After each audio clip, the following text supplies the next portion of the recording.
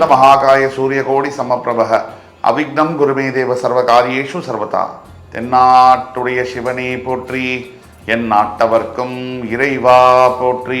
நண்பர்களே இந்த புத்தம் புதிய வீடியோவில் உங்கள் அத்துணை பேரையும் சந்திப்பதில் மிக்க மகிழ்ச்சி கொள்கிறேன். இன்னைக்கு நம்ம பார்க்க போகிறது ஒரு சீரியஸ் எபிசோட்ஸு, அதாவது 12 ராசிகளுக்கான பலன்கள். எப்படின்னா ஒவ்வொரு ராசியினருக்கும் பிறப்பு முதல் இறப்பு வரையிலான பலாபலன்கள். ஒவ்வொரு பிறப்பில் ஒவ்வொரு மனிதனுக்கும் ஒவ்வொரு யோகங்கள் இருக்கு.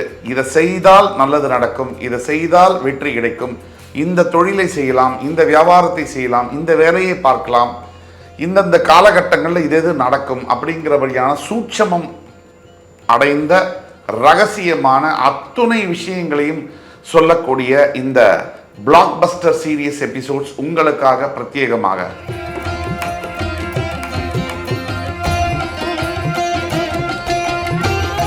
இன்று நாம் பார்க்க போவது மேஷராசி, காலபுருஷனுடைய முதல் வீடு. இந்த ராசி அப்படின்னு நம்ம சொல்கிறோம். நம்ம ராசின்னு நான் சொன்னாலும் நீங்கள் எடுத்துக்கக்கூடியது பிறப்பு முதல் இறப்பு வரை இந்த எபிசோட்ஸ்க்கு லக்னத்தை அடிப்படையாக எடுத்துக்கொள்ள வேண்டும்.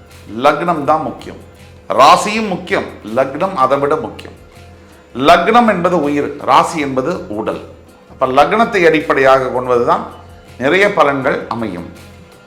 வாழ்க்கையே லக்னத்தின் அடிப்படையில் தான் அமையும். மேஷ லக்னம், மேஷ ராசி அன்பர்களுக்கு இந்த வீடியோ அப்படியே பிரத்யேகமாக வழங்குகிறோம். மேஷ ராசி, மேஷ லக்னம். இந்த மேஷ லக்னத்துக்கு மேஷராசிக்காரர்களுக்கு ஒரு இன்ட்ரடக்ஷன் கொடுக்கணும் அப்படின்னா, பாஸ்ட் பற்றி, ப்ரெசன்ட் பற்றி, ஃபியூச்சர் பற்றி நிறைய விஷயங்களை பேச முடியும். முக்கியமாக சொல்ல வேண்டியது லக்னம்னா யார் அப்படின்னா, லக்னம்னா என்ன அப்படின்னா, லக்னம்னா அது நீங்கள் தான். உங்களுடைய பிறப்பு எங்கே பிறக்கணும், யாருக்காக நீங்கள் பிறக்கணும், உங்கள் வாழ்க்கை எதற்காக, எந்த தாய் தந்தையருக்கு நீங்கள் பிறக்கணும், உங்களுடைய கல்வி எந்த முறையில் அமையணும், உங்களுடைய திருமணம், உங்களுடைய வேலை வாய்ப்புகள் எப்படி இருக்கணும், உங்களுடைய நண்பர்கள் எப்படி இருப்பாங்க, உங்களுடைய திருமண வாழ்க்கையானது எந்த அளவுக்கு சக்ஸஸ்ஃபுல்லாக இருக்கும், புத்திர பாக்கியங்கள் பற்றி, அதே மாதிரி ஒரு மனிதன் வாழ்க்கையில் அடைய வேண்டிய வீடு, வசதி, வாய்ப்பு, சமுதாய அந்தஸ்து, மரியாதை, இதெல்லாம் குறிக்கக்கூடியது லக்னம். அந்த லக்னத்துடைய பாவத்தில் தான் ஒரு மனிதனுடைய மொத்த வாழ்க்கையே நம்ம பேச முடியும். அந்த விஷயங்களை தான் இன்னைக்கு நம்ம பேச போகிறோம். லக்ன பாவம் மேஷம், ராசியும் மேஷம். மேஷ ராசிக்கு நாம் சொல்லக்கூடிய பலன்கள் 30-40%. லக்ன பாவம் மேஷ லக்னமாக இருக்கக்கூடியவங்களுக்கு நாம் சொல்லக்கூடிய பலன்கள் 60-70% வேலை செய்யும். காலபுருஷ தத்துவப்படி மேஷ லக்னம் என்பது முதல் இடம். இந்த முதல் இடத்துக்கு செவ்வாய் பகவானுடைய மூலத்திரிகோண ஸ்தானம்.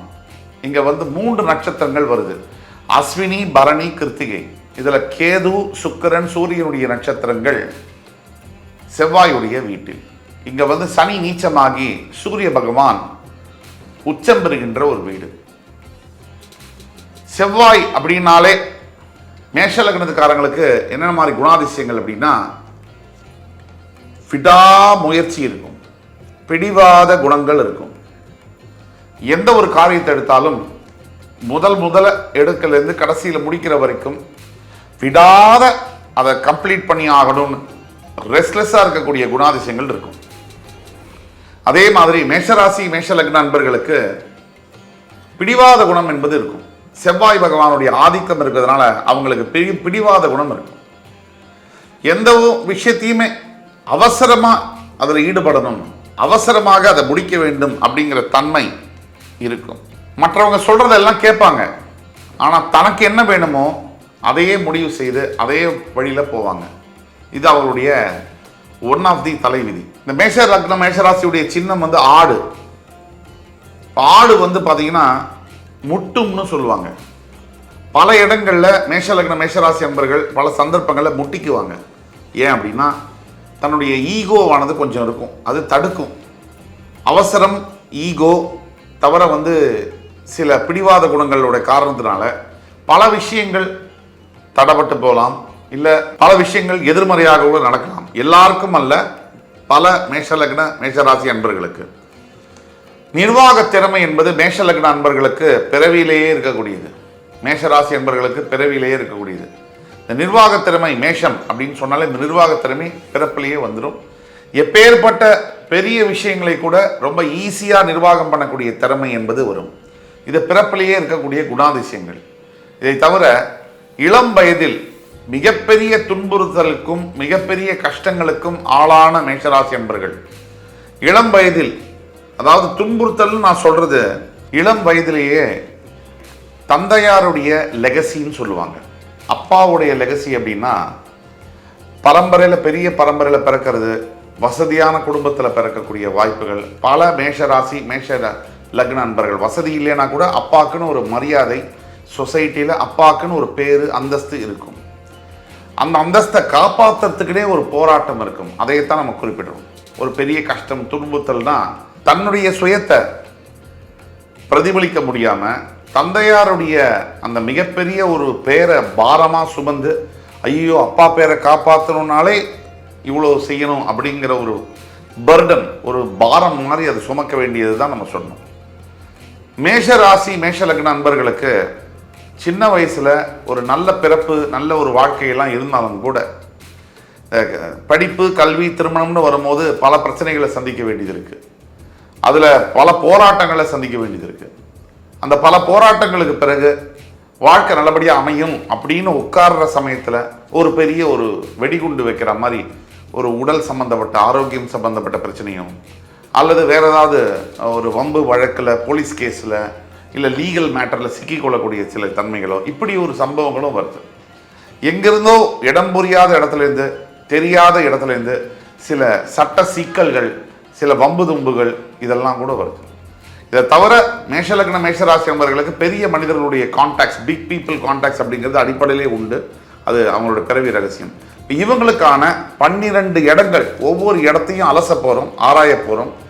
பொதுவாக வாழ்க்கையில் என்னென்ன பாக்கியங்கள் இருக்குது அப்படிங்கிறத பற்றி பார்க்க போகிறோம். இப்போ மேஷ லக்ன அன்பர்கள் மேஷராசி அன்பர்களுடைய குணாதிசயத்தை பற்றி பார்த்தோம்.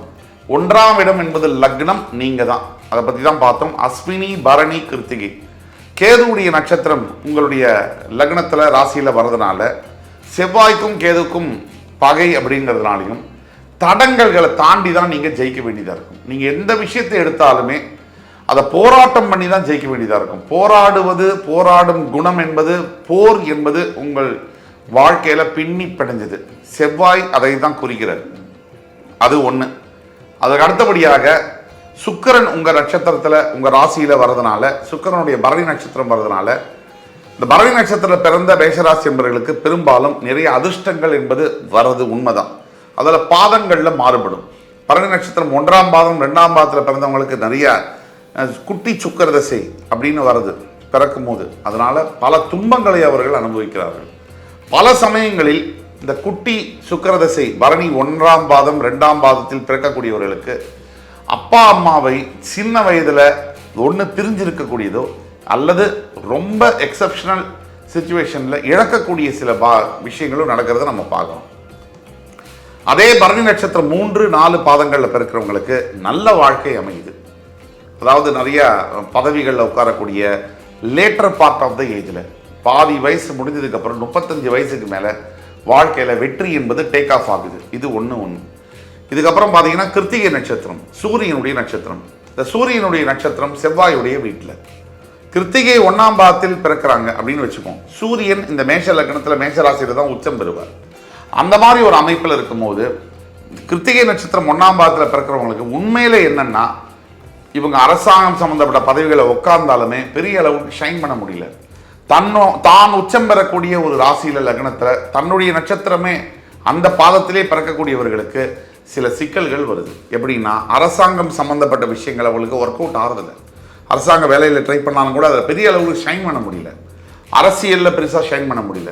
ஒரு மனிதன் அரசியலில் ஷைன் பண்ணணும்னா சூரியன் சனி நல்ல வலுப்பெற்று இருக்கணும், சுபத்துவம் அடைஞ்சிருக்கணும், நல்ல சுப கிரகங்களுடைய தொடர்பில் இருக்கணும், அவங்களுடைய திசையும் வரணும். அப்போ தான் ஒரு மனிதன் அரசியலில் பரிமளிக்க முடியும். ஆக இந்த அமைப்பெல்லாம் இருக்கு. இப்போ உங்களுடைய 2ஆம் இடம் அப்படின்னு பார்த்தோம்னா ரிஷப ராசி, சுக்கிர பகவானுடைய வீடு. அங்கே கிருத்திகை ரோகிணி மிருகசீரிட நட்சத்திரங்கள் வரும். இப்போ உங்களுடைய 2ஆம் இடம் சுக்கிரனுடைய வீடாக வருவதனால என்ன அப்படின்னா, மேஷலக்ன மேஷராசி என்பவர்கள் எவ்வளவுதான் சம்பாதிச்சாலும் கூட அதை செலவு பண்ணிடுவீங்க. அதாவது நீங்கள் ஒரு கடைக்கு போகிறீங்க, ஒரு ஒரு ஷர்ட்டு வந்து ஒரு 2000 ரூபாய், இன்னொரு ஷர்ட்டு வந்து 3500 அப்படின்னா உங்கள்கிட்ட பைசா இருக்கா இல்லையா, இதுக்கு மேலே ஏதாவது கடன் கமிட்மெண்ட் இருக்கா, லோன் ஏதாவது கட்டணுமா, நம்ம ஏதாவது கொடுக்க வேண்டிய பணம் இருக்கா, அதெல்லாம் பற்றி யோசிக்கவே மாட்டீங்க. ஃபஸ்ட்டு நீங்கள் அந்த 3500 சட்டையை வாங்கிட்டு ஐயோ வாங்கிட்டோமே அப்படின்னு பின்னாடி வருத்தப்படக்கூடிய தன்மையில் பல மேஷ ராசி மேஷ லக்ன அன்பர்கள் இருக்கிறாங்க அப்படிங்கிறது தான் உண்மை. தேவையில்லாத கடன்கள் அப்படிங்கிறது மேஷராசி மேஷ லக்னங்கள் அன்பர்களுக்கு இயல்பாகவே இருக்கும். ஏன்னா சுக்கிரன் 2ஆம் வீடு, அதாவது தனம், வாக்கு, குடும்பம், இதை குறிக்கக்கூடிய 2ஆம் வீட்டுக்கு சுக்கிரன் அதிபதியாக வருவதனால் இந்த துன்பங்களில் மேஷ லக்ன அன்பர்கள் மேஷராசி அன்பர்கள் மாட்டிக்கொள்வது என்பது இயல்பு.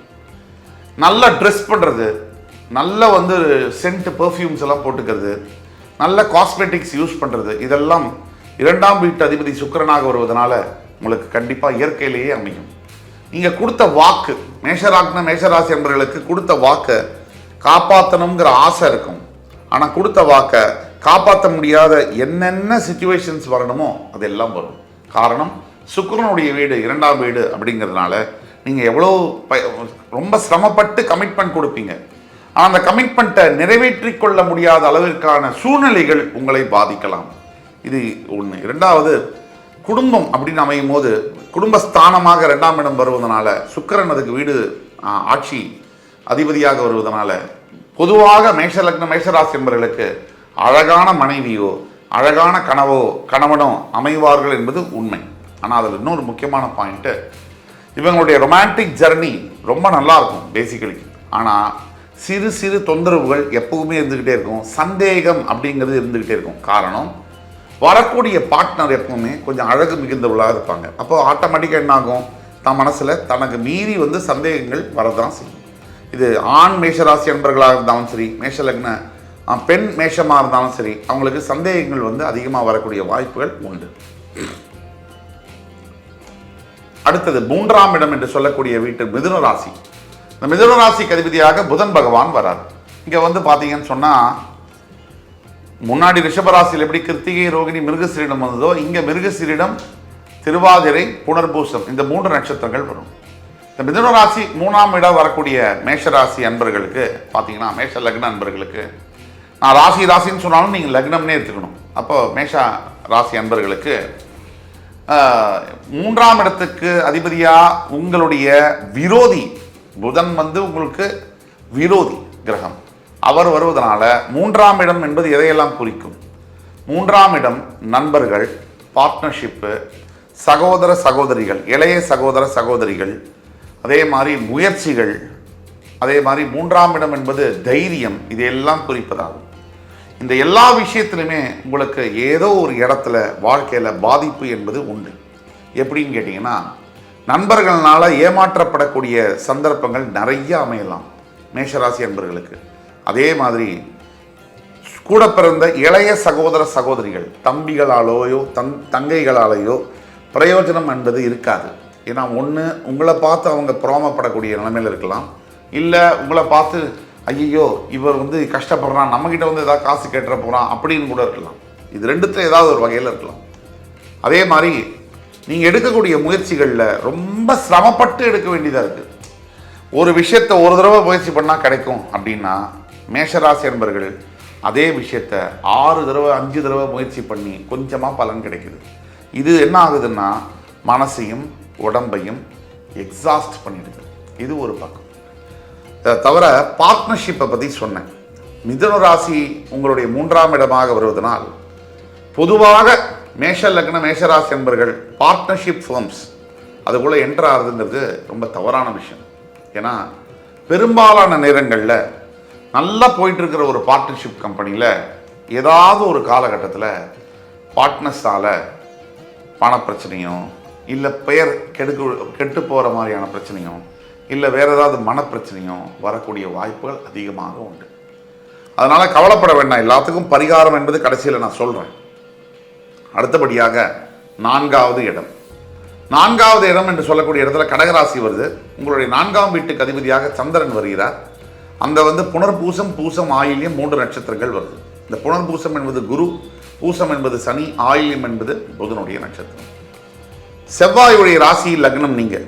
உங்களுக்கு 4ஆம் இடம் என்பது சந்திரன் மாதா காரகன் அப்படிங்கிறதுனால 4ஆம் இடம் எதுக்கெல்லாம் ஆதிபத்தியம் அப்படின்னு பார்த்தோம்னா வீடு, மனை, வாகனம், பூர்வீக சொத்துக்கள், அதே மாதிரி உயர் கல்வி எல்லாம், ஏன் உயர் சகோதரர்களை கூட குறிப்பிடலாம். அந்த அளவுக்கு வர்றதுனால சுகஸ்தானம் ஆரோக்கியத்தை கூட 4ஆம் இடம் குறிப்பதனால கூட உங்களுடைய வாழ்க்கையில் இந்த மாதிரி விஷயங்களில், அதாவது உயர்கல்வி, ஒரு மேஷராசியில் பிறந்தவங்க உயர்கல்வி கற்பது என்பது ரொம்ப எளிது. சீக்கிரமாகவே படிக்க முடியும், ஈஸியாகவே படிக்க முடியும், அண்ட் பாஸ் பண்ணக்கூடிய பாசிபிலிட்டியும் அதிகம். பெரும்பாலான மேஷராசி என்பர்கள் அட்வான்ஸ்டு ஸ்டடீஸ், ரிசர்ச்சஸ், இல்லை ஒரு எம்டி படிக்கிறது, எஃப்ஆர்சிஎஸ் படிக்கிறது, எம்பிஏ படிக்கிறது, இதெல்லாம் ரொம்ப சகஜம். நிர்வாக திறமை உடையவர்களாக நீங்கள் இருப்பதன் காரணமாக இந்த படிப்பெல்லாம் உங்களுக்கு ஈஸியாக வரும், சக்ஸஸ்ஃபுல்லாகவும் இருக்கும். அதே மாதிரி அம்மாவுடைய இடத்தை குறிப்பதனால தாய் வழி சொந்தங்கள்னால மிகப்பெரிய அளவில் அனுகூலங்கள். தாய் வழி சொந்தங்கள்னா யார்? மாமா, சித்தி, பெரியம்மா, பாட்டி, தாத்தா, இந்த சொந்தங்கள் மூலியமாக பெரிய அளவில் சொத்துக்கள் கிடைக்கக்கூடிய வாய்ப்புகள் உண்டு. அதே மாதிரி 4ஆம் இடம் ஆரோக்கியம்ங்கிறதுனால ஓரளவுக்கு மேஷராசி அன்பர்கள், மேஷ லக்ன அன்பர்கள் தன்னுடைய வாழ்க்கை நாள் முழுவதுமே நல்ல ஆரோக்கியத்துடன் இருக்கிறார்கள் என்பது உண்மையான ஒரு விஷயமாகும். அடுத்தபடியாக 5ஆம் வீடு, மேஷராசியுடைய 5ஆம் வீடு சிம்மம். இந்த இடத்துல வந்து பார்த்தீங்கன்னு சொன்னால் மகம், பூரம், உத்திரம். மகம் என்பது கேது, பூரம் என்பது சுக்கிரன், உத்திரம் என்பது சூரியனுடைய நட்சத்திரம். சிம்மராசி சூரியனுடைய வீடு. உங்களுக்கு ரொம்ப உங்கள் ராசியில் வந்து உச்சம் பெறக்கூடிய சூரியன் உங்களோட 5ஆம் இடத்துக்கு அதிபதியாகவும் வந்து அங்கே கேது, சுக்கிரன், சூரியன் நட்சத்திரங்களை பதிக்கிறார். இப்போது மேஷராசி அன்பர்களுக்கு 5ஆம் இடம் எதெல்லாம் அப்படின்னா புத்திரஸ்தானம், காதலை குறிக்கக்கூடிய இடம். அதை தவிர 5ஆம் இடம் என்பது ஒரு மனிதனுடைய வாழ்க்கையில் பூர்வ புண்ணிய ஸ்தானம். ஒரு மனிதன் தன் வாழ்க்கையில் நல்லபடியாக வாழணுமா, நல்லபடியாக இருக்கணுமா, நல்லதெல்லாம் நடக்கணுமா, தங்கு தடை இல்லாமல் நல்ல விஷயங்கள் முன்னேற்றங்கள்லாம் இருக்கணுமா, எதிரிகள்லாம் ஜெயிக்க முடியுமா முடியாதா, பெரிய அளவில் வாழ்க்கையில் சமுதாயத்தில் மரியாதை மதிப்பு பெற முடியுமா முடியாதா, நல்ல ஒரு செல்வத்தோட செழிப்போட அனுபவிக்க முடியுமா முடியாதா? இந்த கேள்விக்கான பதில் எங்கே அப்படின்னா ஒரு மனிதனுடைய ஜாதகத்தில் 5ஆம் இடம் என்று சொல்லக்கூடிய பூர்வ புண்ணிய ஸ்தானம். இந்த பூர்வ புண்ணிய ஸ்தானத்தில் இருக்கக்கூடிய சூரியனானவர் உங்களுக்கு உங்கள் ராசியில் வந்து உச்சம் பெறுகிறார். அப்போது பொதுவாக இதை மட்டுமா குறிக்குது? 5ஆம் இடம் காதலை குறிக்குது, ரொமான்ஸை குறிக்குது. காதல் வந்து ஒரு மனிதனுக்கு வரணும்னா அன்பு என்பது மனசில் இருந்தால் மட்டும்தான் காதல் என்பது வர முடியும். எந்த அளவிற்கான அன்பு இருக்குங்கிறத பொறுத்து அந்த காதல் சக்ஸஸ் ஆகுமா ஃபெயிலியர் ஆகுமா அப்படிங்கிறத பொறுத்து நம்ம கணிக்கலாம். அந்த அன்பு பைத்தியகாரத்தனமானதா, ஒரு அர்த்தமற்ற அன்பா, அர்த்தம் உள்ள அன்பா அப்படிங்கிறத வச்சு நம்ம சொல்ல முடியும். அந்த வகையில் பார்க்கும்போது பொதுவாக மேஷராசி மேஷ லக்ன நண்பர்களுக்கு காதல் வருவது என்பது இயல்பு. காதல் திருமணம் நடக்கக்கூடிய வாய்ப்புகளும் ரொம்ப ரொம்ப யூஷுவல். மேஷராசி மேஷ லக்ன நண்பர்களுக்கு லவ் மேரேஜ் நடக்கலை அப்படின்னா தான் அதை யோசித்து பார்க்கணும், ஜாதகத்தை பார்க்கணும். லவ் மேரேஜ் நடந்திருக்கு அப்படின்னா நம்ம கவலைப்படவே வேண்டியதில்லை, அது தன்னாலவே நார்மலாக தான் நடந்திருக்கு. அடுத்தபடியாக அந்த 5ஆம் இடத்துக்கு அதிபதி சூரியன் கிரகங்களுடைய ராஜாவாகவே வருவதனால, அவர் பூர்வ புண்ணியத்துக்கு அதிபதியாக வருவதனால அரசாங்கம் சார்ந்த தொழில்களை செய்வதிலும் அரசியல் பதவிகளில் உட்காருவதும் மேஷ லக்ன மேஷராசி என்பவர்களுக்கு ரொம்ப சரியாக இருக்கும். நிர்வாக திறமை உங்கள் கூட பிறந்ததா இருக்கிறதுனால மேஷ லக்ன மேஷராசி அன்பர்கள் என்ன பண்ணுவாங்கன்னா அவங்க எந்த ஒரு விஷயத்தையும் கரெக்டாக கணிக்கக்கூடிய ஆளாக இருப்பீங்க. அதுதான் உங்களுடைய ஒரு தனித்திறனாகவும் கூட இருக்கும். இதெல்லாம் ஒரு பக்கம். 5ஆம் இடத்துல வரக்கூடிய அதிபதி சூரியன் உங்கள் ராசியில் வந்து உச்சம் பெறுவதனால சிம்ம ராசிக்கு கிடைக்காத சில யோகங்கள் கூட உங்களுக்கு கிடைக்கும் அப்படின்னு சொன்னால் அது மிக இல்லை. ஏன்னா அதிபதி உங்களோட ராசியில் வந்து உச்சமாகிறார். உங்களுக்கு காலபுருஷ தத்துவப்படி முதல் வீடு நீங்கள். அதனால் எந்த ஒரு விஷயமாக இருந்தாலும் இந்த 5ஆம் இடம் சூரியனுடைய வீடாக வருவதனால் முதன்மை தன்மை பெற வேண்டும், ஃபஸ்ட்டு நானாக இருக்கணும் அப்படிங்கிற எண்ணம் பிறவியிலேருந்து உங்களுக்கு இருக்கிறதுல ஆச்சரியமே இல்லை. அது தவிர மேஷராசி அன்பர்கள் மேஷ லக்ன அன்பர்களை பார்த்தீங்கனாலே ஒரு ஒரு போட்டி அப்படின்னு வந்துட்டா அவங்க விட்டு கொடுக்கவே மாட்டாங்க. ஏதாவது எப்படியாவது ஜெயிச்சாகணும்னு நினைக்கக்கூடியது அந்த தன்மை அவங்கள்ட்ட இருக்கும். அதெல்லாம் வந்து யூனிக் குவாலிட்டிஸாக நம்ம பார்க்குறோம். அடுத்தபடியாக 6ஆம் வீடு. 6ஆம் வீடு என்று சொல்லக்கூடிய கன்னிராசிக்கு உத்திரம், அஸ்தம், சித்திரை இந்த 3 நட்சத்திரங்கள் வருது. சூரியன், சந்திரன், செவ்வாயுடைய நட்சத்திரங்கள் புதனுடைய வீட்டில். இந்த கன்னிராசிக்கு இன்னொரு சிறப்பு உண்டு. இங்கே தான் புதன் பகவான் ஆட்சியும் பெற்று உச்சமும் பெறுவார். ஒரு கிரகம் ஒரு இடத்துல ஆட்சியும் பெற்று உச்சமும் பெறக்கூடிய ஒரே வீடு இது கன்னிராசி. அந்த கன்னிராசிக்கு உங்களுக்கு 6ஆம் இடமாக வருவதனால் நான் சொன்னேன் ஏற்கனவே புதன் உங்களுக்கு ஆகாத கிரகம்னு சொன்னேன். இப்போ 6, 8, 12ங்கிறது மறைவு ஸ்தானங்கள். அப்போ 6ஆம் இடத்துக்கு அதிபதியானவர் உங்களுக்கு கடன், நோய், எதிரிகளை குறிக்கக்கூடியவர். அப்போ கன்னிராசிக்கு அதிபதியான புதன் கடனை உங்களுக்கு வாரி வழங்க கடமைப்பட்டவர். உங்கள் சுய ஜாதகத்தில் புதன் வலுத்திருந்தாரு அப்படின்னாலே மேஷராசி என்பவர்கள் புரிஞ்சுக்கலாம், கடன் தீராத கடன் இருக்குது எனக்கு. புதன் வலுத்திருந்தாலே அப்படின்னா தீராத நோய் ஏதாவது கொடுத்துருவாரு. புதன் வலுத்திருந்தாரு அப்படின்னா மறைமுக எதிரிகளை கண்டிப்பாக கொடுப்பார். அந்த எதிரிகள் உங்களை விட சாதுரியமானவர்களாகவும் புத்திசாலித்தனமானவர்களாகவும் இருப்பார்கள். இதையெல்லாம் நீங்கள் புரிஞ்சுக்கணும். இதற்கு என்ன பரிகாரங்கிறத பற்றிலாம் நம்ம பார்ப்போம், தனியாக ஒரு இதில் பார்ப்போம். 7ஆம் இடம் என்பது துலாம் ராசி. உங்களுடைய 7ஆம் வீட்டிற்கும் சுக்கிரன் தான் அதிபதியாக வருகிறார். இங்கே வந்து சித்திரை, சுவாதி, விசாகம் இந்த 3 நட்சத்திரங்கள் வருது. செவ்வாய், ராகு, குருவுடைய நட்சத்திரங்கள் வருது. இந்த சித்திர நட்சத்திரத்துக்கு அதிபதி வந்து செவ்வாய் உங்களுக்கு ஆகாதவர். ஸோ எப்பவுமே மேஷராசி என்பர்களுக்கு சித்திர நட்சத்திரக்காரங்களோட கொஞ்சம் முட்டல் மோதல்கள் இருக்கும். சுவாதி நட்சத்திரம் ராகு, சுவாதி நட்சத்திரக்காரங்களோட இன்ஃபேக்ட் நீங்கள் ஓரளவுக்கு அவங்களோட ஃப்ரெண்ட்ஷிப்பாகவே போயிடுவீங்கன்றது ஒரு அபூர்வம். விசாக நட்சத்திரக்காரங்களை கூட நீங்கள் வந்து நல்லாவே பழகுவீங்க, ஆனால் சரியாக வராது, ஒர்க் அவுட் ஆகாது.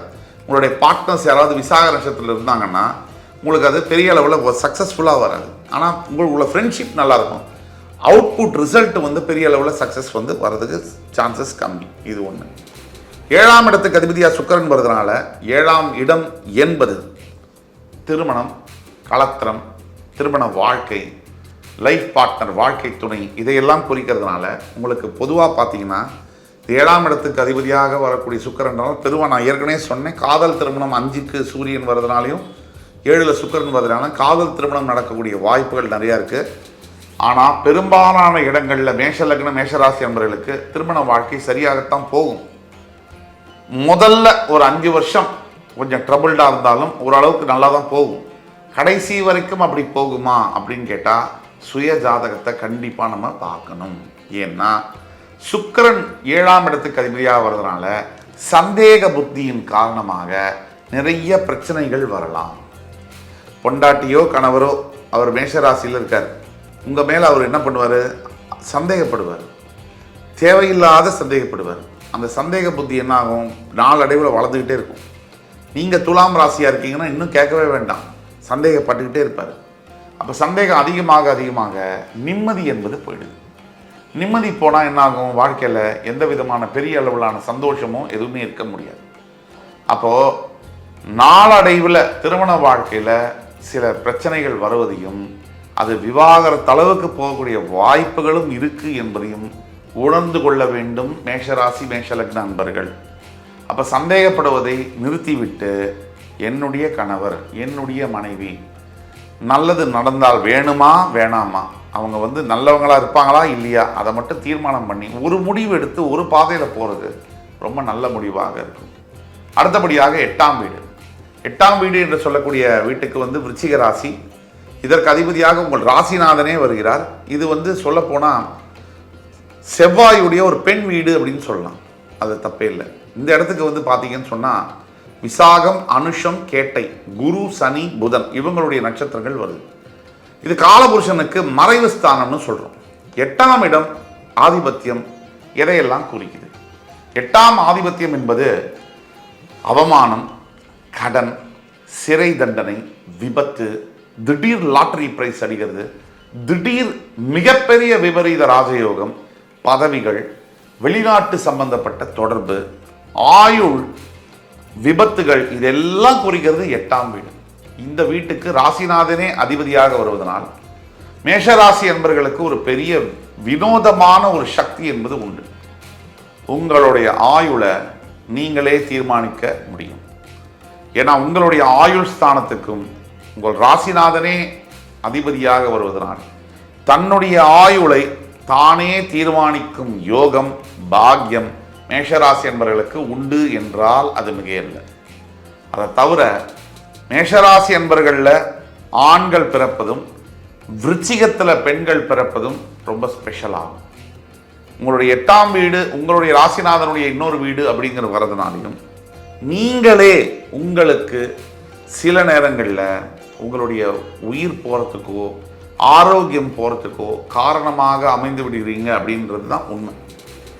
நீங்களே உங்களுக்கு கடனை தேடிக்கிட்டு நீங்களே அவமானத்துக்குள்ள நல்லா வாழ்ந்தவங்க இறங்கி அவமானத்துக்குள்ள நீங்களே உங்களை பொசிஷன் பண்ணிக்கிறீங்க அப்படிங்கிறது தான் உண்மை. இதுக்கெல்லாம் தீர்வு இருக்குது, நான் சொல்கிறேன்.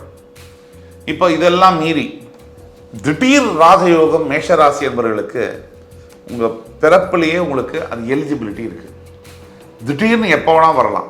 இங்கே தான் உங்களுடைய பிறப்பு ஜாதகம் பர்த் சார்ட் வந்து வேலை செய்யுது. உங்களுடைய பிறப்பு ஜாதகத்தில் இருக்கக்கூடிய அமைப்பிற்கேற்ப உங்களுக்கு சில யோகங்கள் பிறவியிலேயே வரக்கூடிய வாய்ப்புகள் அதிகம். அதில் விபரீத ராஜயோகம் என்பது ஒன்று. உங்களுடைய சுய ஜாதகத்தில் உங்களுடைய ராசிநாதன் 8ல் மறையக்கூடாது, ராசிக்கு 8ல் மறையக்கூடாது. அது ரொம்ப முக்கியம், அதை பார்த்துக்கணும். அதே மாதிரி உங்களுடைய ராசியில் குரு உங்களுடைய பர்த் சார்ட்டில் உங்களுடைய பிறவி ஜாதகத்தில் குரு பகவான் எந்த மாதிரியான யோகத்தில் இருக்கார், எவ்வளோ சக்தி படைத்தவராக இருக்கார், அவரால் சுபகிரக தொடர்புகள் என்ன இருக்குது, அவர் இருக்கக்கூடிய நிலைமை என்ன, இதை வச்சு உங்களுடைய எதிர்கால வாழ்க்கையை துல்லியமாக சொல்ல முடியும். கீழே கொடுக்கப்பட்டுள்ள வாட்ஸ்அப் நம்பரில் நீங்கள் பிங் பண்ணி கேட்டிங்கன்னா உங்களுக்கு எங்கள் ஆஃபீஸ்லேருந்து டீட்டெயில்ஸ் அனுப்புவாங்க. நீங்கள் ஆன்லைன்லேயே ஃபீஸை பே பண்ணி அப்பாயின்மெண்ட்டை பெற்றுக்கொள்ளலாம். எல்லாருக்கும் அப்பாயின்மெண்ட் பார்க்கணும் அப்படிங்கிறது தான் எங்களோட ஆசை. அதனால் ஆனால் முறைப்படி நிறைய பேர் வர்றீங்க, நிறைய பேர் வர்றதுனால ஒரே நேரத்தில் எல்லாருக்கும் பார்க்க முடியல. அதனால் நாங்கள் ஒரு ப்ரொசீஜர் வச்சுருக்கோம். அந்த ப்ரொசீஜரை ஃபாலோ பண்ணி வந்தீங்கன்னா கண்டிப்பாக உங்களுக்கு அப்பாயின்மெண்ட் சீக்கிரமே கிடைக்கும். ஒன்று. ஆக 8ஆம் வீட்டில் அதிபதியாக உங்கள் ராசிநாதனே வருவதனால் விளையாட்டு சம்பந்தப்பட்ட ப்ரொஃபஷன், இந்த ஸ்போர்ட்ஸ் ஒரு கெரியராக எடுத்து இருக்கக்கூடிய மேஷராசி என்பவர்களுக்கு மிகப்பெரிய உயரத்தை எட்டுகிறார்கள் என்னால் அது மிகையில்லை. அடுத்தபடியாக உங்களுடைய 9ஆம் வீடு, உங்களுடைய 9ஆம் வீட்டுக்கு அதிபதி வந்து குரு பகவான். இந்த ராசி வந்து தனுசு ராசி. இங்கே மூலம் பூராடம் உத்ராடம் கேது சுக்கிரன் சூரியன் 3 பேரோட நட்சத்திரங்கள் வந்து இந்த பாக்யஸ்தானத்திற்கு குரு பகவானே அதிபதியாக வந்து மூல திரியோணம் அடைஞ்சு தன்னுடைய சிறப்பு 5ஆம் பார்வையால் உங்கள் ராசியவே பார்ப்பதினால் மேஷ லக்ன மேஷராசி என்பவர்களுக்கு பிறப்பிலேயே மிகப்பெரிய யோகங்கள் பெற்றவர்களாக பிறப்பிலேயே வராங்க.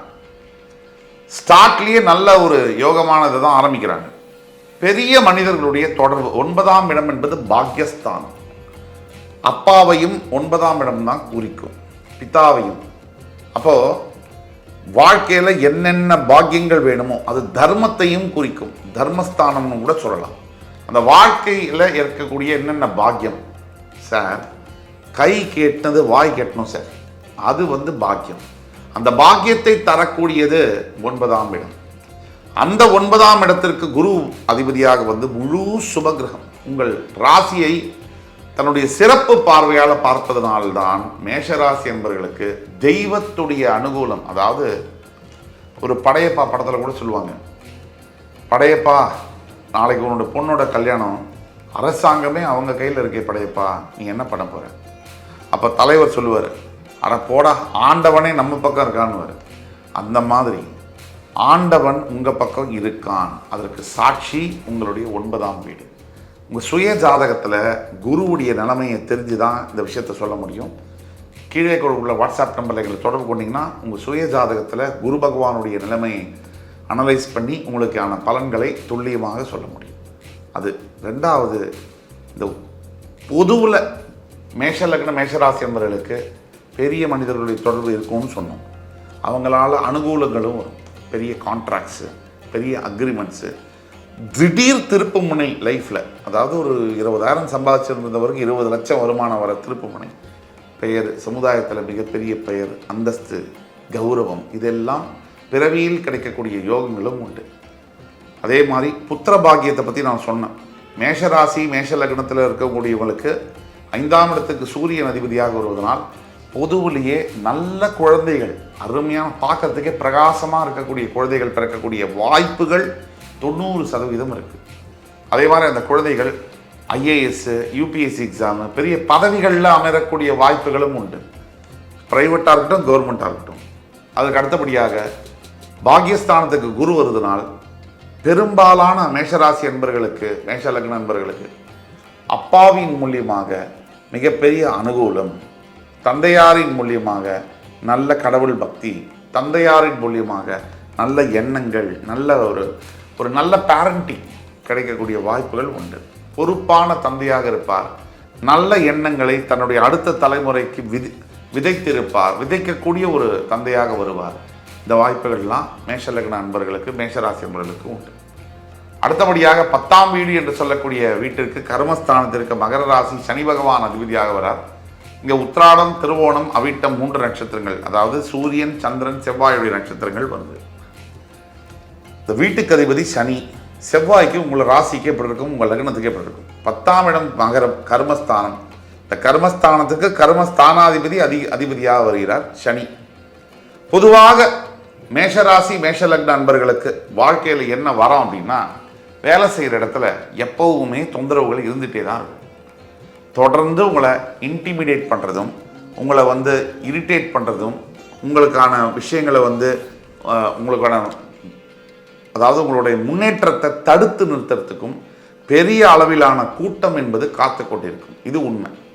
ஆக மேஷ லக்ன மேஷராசி என்பவர்களுக்கு வேலை செய்கிற இடத்துல சூரியன், சந்திரன், செவ்வாய் உங்களுடைய அவிட்ட நட்சத்திரத்தில் இதே மகர ராசியில் பிறந்தால், நீங்கள் மேஷ ராசியாக இருந்தால், மேஷ லக்னமாக இருந்தால், மேஷ லக்னமாக நீங்கள் இதை எடிட் பண்ணிங்கப்பா, நீங்கள் மேஷ லக்னமாக இருந்து அவிட்ட நட்சத்திரத்தில் நீங்கள் பிறந்திருந்தால், அதாவது மகர ராசியாக, உங்களுக்கு யோகம் என்பது கண்டிப்பாக மறுக்க முடியாது. ஒரு later part of second of the ஏஜில் லைஃப்பில் மிகப்பெரிய யோகங்கள் கிடைக்கும். அதுவே நீங்கள் மேஷராசி என்பர்கள் உங்களுக்கு மகர லக்னம் இருக்குன்னாலும் யோகம் உண்டு. அதுவே நீங்கள் மேஷராசி உங்களுக்கு சனி பகவான் உங்கள் ஜாதகத்தில் கன்னி ராசியில் இருந்தாலோ, வேறு எங்கேயாவது வலுவிழந்து இருந்திருந்தாலோ, சுபகிரக தொடர்பு ஏற்பட்டிருந்தாலோ உங்களுக்கு பெரிய யோகம், அதாவது நினைக்க முடியாத அளவிற்கான யோகங்கள். எப்படின்னா, ஒரு சந்தர்ப்பமே இல்லைப்பா இது நடக்கிறதுக்கு. என் வாழ்க்கையில் நான் 1000 ரூபாய் கஷ்டப்படுறேன், 1000 கோடி சம்பாதிக்க முடியுமா? சம்பாதிக்கிறாரு, சம்பாதிச்சிருக்காங்க. சேலம் RR பிரியாணி நீங்கள் பார்த்தீங்கன்னா சாதாரண 1000 ரூபாய் கஷ்டப்பட்டவர் நீங்கள் எத்தனையோ கோடிகளுக்கு அதிபதியாக இருக்கார். இப்படிப்பட்ட யோகங்கள் கண்ணுக்கு முன்னாடி எக்ஸாம்பிள்ஸ் நமக்கு எடுத்துக்காட்டுகள் இருக்குது. உங்கள் சுய ஜாதகத்தில் சனி பகவான் வலு இழந்திருந்தார் அப்படின்னா அது எண்ணற்ற யோகங்களை தருகிறது, நினைத்து பார்க்க முடியாத யோகங்களை தருகிறது. நீங்கள் வாழ்க்கையில் திடீர்னு 1000 ரூபாய் சம்பாதிச்ச ஒருத்தர் 1000 கோடி சம்பாதிக்க முடியுமா அப்படின்னா அந்தளவுக்கு இல்லைனாலும் 1000 ரூபாய்க்கு கஷ்டப்பட்ட சேலம் RR பிரியாணி கடையுடைய முதலாளி இன்றைக்கி நிறைய கோடிகளை வச்சுருக்காரு அப்படின்னா அவருடைய உழைப்பு, அதுக்கு ஜாதகம் வேணும். எத்தனையோ பேர் 1000 ரூபாய் கஷ்டப்பட்டு இருந்தவங்க இன்றைக்குமே 1000 ரூபாய் கஷ்டப்படுறாங்க.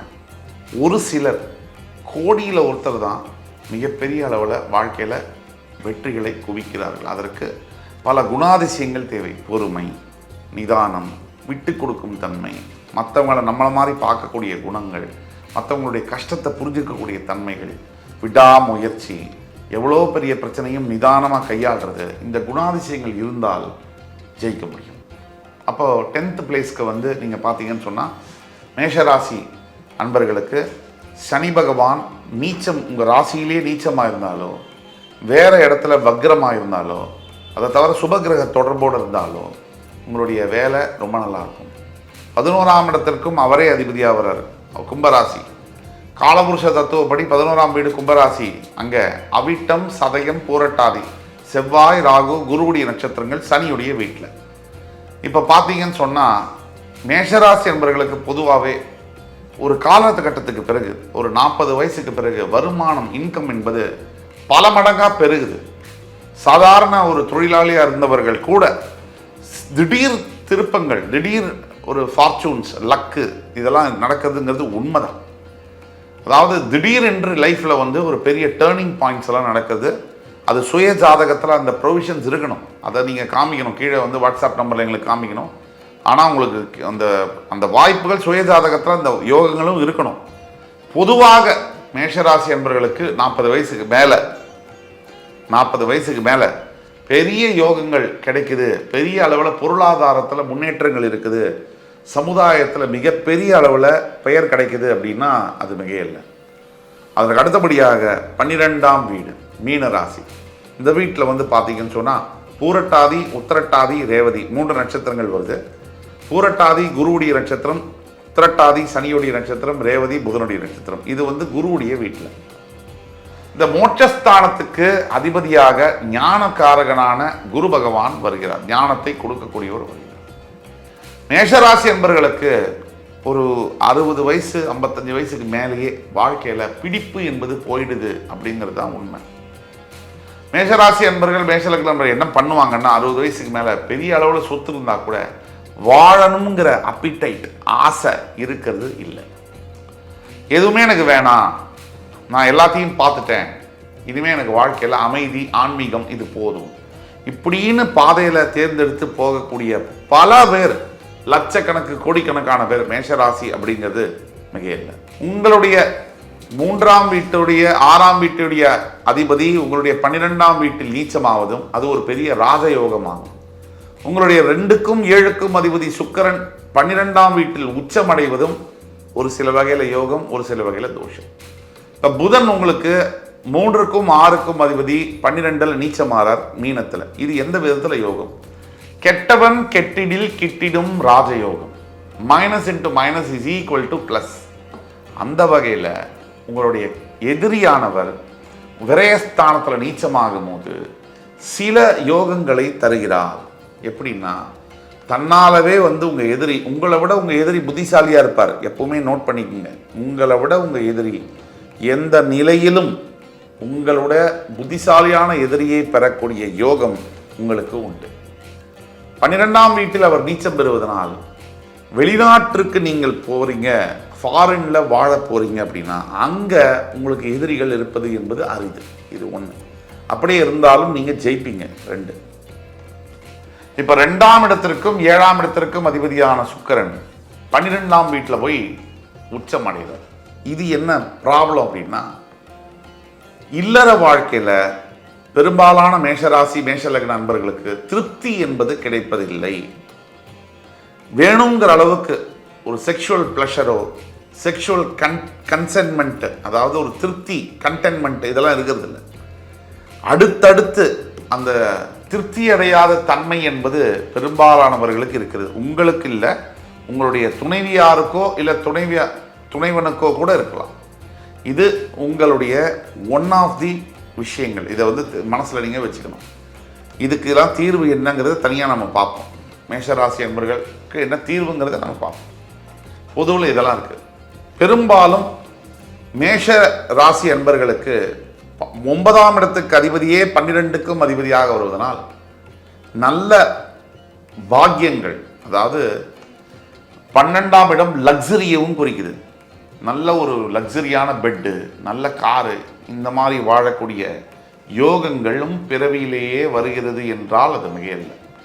எந்த வயசில் அது உங்களுக்கு கிடைக்கும் என்பது உங்கள் பிறவி ஜாதகத்தை பொறுத்தது. 1. 2. குரு ஞானத்தை ஆன்மீகத்தை போதிக்கக்கூடியவர், முழு சுபகிரகம்.